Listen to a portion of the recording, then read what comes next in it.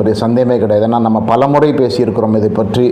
Right wing oats, அதாவது வலதுசாரி சிந்தனை உள்ள பாஜகவுடைய வாக்குகள் அல்லது பாஜகவுக்கு போகக்கூடிய நியூட்ரல் ஓட்ஸ், பொதுமக்கள் பாஜக உறுப்பினர் ஆதரவாக இருக்க வேண்டிய அவசியம் கிடையாது. அண்ணாமலை மேலே இருக்கிற பற்றினால் அவங்க பாஜகவுக்கு ஆதரவாக போகலாம். அவங்களை வலதுசாரி சிந்தனையுடைய ஓட்டர்ஸ்னு நம்ம அசியூம் பண்ணி வச்சுக்கிறோம்.